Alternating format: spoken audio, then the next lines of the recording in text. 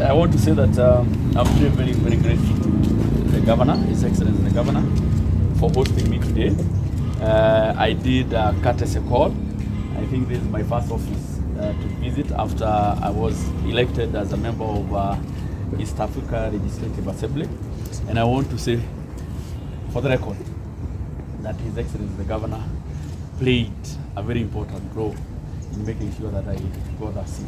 So I came to say thank you, and I am really, really happy that you stood with me during that very difficult and challenging time. Secondly, is a question of us speaking in one voice. The mountain must again start speaking in one voice. We have achieved what we have achieved in the past because we have always been speaking in one voice. And a time has come for us to put the political differences, put them aside, and make sure that we speak with one voice. Speaking in one voice does not mean that you must be in one political formation. I am here as a director of elections in Jubilee, and I'm still a member of Jubilee and a firm member of Jubilee. He is in UDA, and other people are in different formations. But when it comes to matters that touch the mountain, we must speak in one voice. I am also on record having said that His Excellency, the Deputy President, Rigathi, also played a critical role in ensuring that I got that seat. It was not easy, I must confess, it was not easy because of the different interests that were there. But he stood with me, he also stood with me, and the rest of the mountain also stood with me. And that is the reason I have said, as a matter of principle, that as the mountain people, we must speak together. We must speak together so that we make sure that the projects that are ongoing, for example, the Mau Mau Road, you know, the one that is actually connecting Nyeri and Nyandarua, which I think there were some challenges here and there. We must speak and say that that road must be done. We must also be together and make sure that what is rightfully ours is given to us, regardless of how some of us voted. The elections are over, you know, we now have to wait for another 5 years. But in the 5 years in between, you cannot just be talking about politics every other day. It cannot just be politics and also discussing about 2022. That is water under the bridge. Tukage yajayo, yaliyopita si dwele. And I'm happy that, you know, Governor, I must also thank you because in my constituency, when I was a member of parliament, we worked very, very closely. Sometimes, of course, there were conflicts here and there, but at the end of the day, we were able to deliver to our people. I am happy that today, there is a hospital done by the county government together with World Bank in Narumoro. And then when I was also as a member of parliament, we were also able to lobby for equipping of that hospital. Yeah, and I believe that maybe in the next 1 month or so, that hospital will be operational.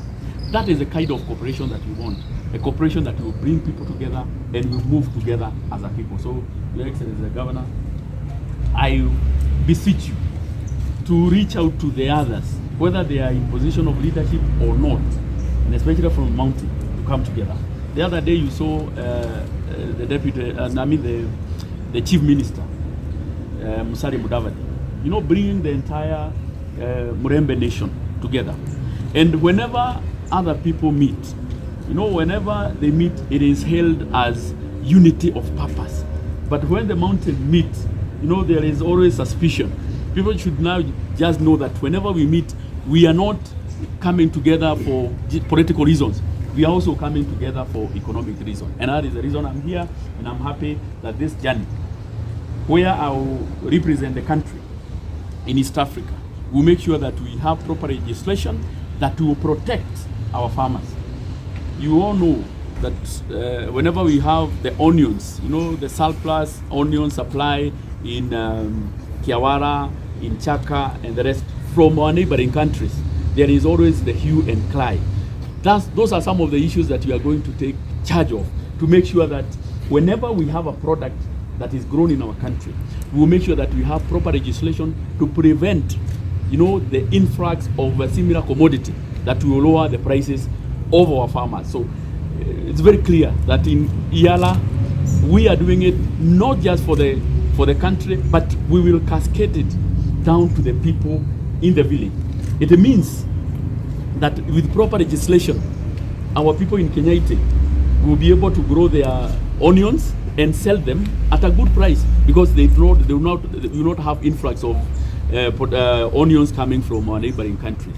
The same case with milk, the same case with maize, sugar, and the rest of the products that we have in our region. So I'm happy today, Governor, na nikuambia asante sana. Karibu sana ndugu yangu. Thank you. Na mimi niko chini yako. Asante. Nitakuwa kama mtu wa mkono. Thank you very much. You are speaking of speaking as one voice from here. What actions or steps are you taking to ensure that you also incorporate your colleagues who had different political ideologies from other counties? I think, and I'm happy that His Excellency the Governor has taken up that challenge, that he will bring together all the leaders, whether they are in position or not. The ones who are not in position, like myself before, I'll make sure that we rally together and then we come together. But to anchor all of us, the senior most politician now that we have, the senior most leader that we have at the moment in the Mount Kenya is none other than His Excellency Rigathi, who is the Deputy President. So we will all be anchored under that umbrella. But we want to make it very clear, because there are some people who are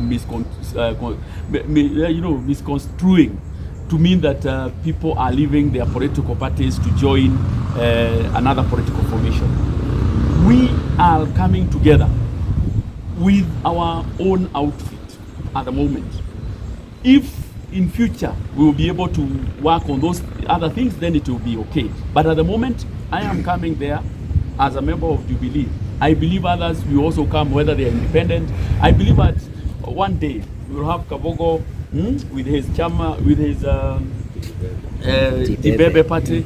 We'll have Lee Kenyajui with Ubuntu. We'll have all the rest of the leaders in the mountain, including Kiraitu Murogi on the other side, on the Meru side. We'll all come together and sit across the table and discuss our matters as a people. I know for sure that that is very possible. But we are tasking. Personally, I believe that he is also in a very, very good position for leaders to oscillate around him, so that we can be able to bring those leaders together under also the anchoring of His Excellency the Deputy President. Even as you seek the unity, at the moment, there are people in supporters who are saying that the marriage between Jubilee and Azimio is over. What is the take on that, and what makes us ensuring putting the best of it? Surely, you remain intact, even as you seek the unity. One, of course, I'm not the qualified person to speak on behalf of Jubilee, because Jubilee has a Secretary General who speaks on behalf of Jubilee. And I don't think there is any issue in the Azimio coalition. We are still intact, we are still in coalition, and we are still working together. I also want to hasten and say that I also got a lot of support from the Azimio side when I was also vying. So basically, I think any person imagining that there is conflict, I believe that could be fertile imagination. We are still intact, and we are still working together. So this unity of purpose is anchored on development. Absolutely, it's development. And that's the reason I'm here with the governor. And I have actually said the many things that we have done together with the governor. So basically, it's the issue of development. Any other thing definitely will come after we are through it.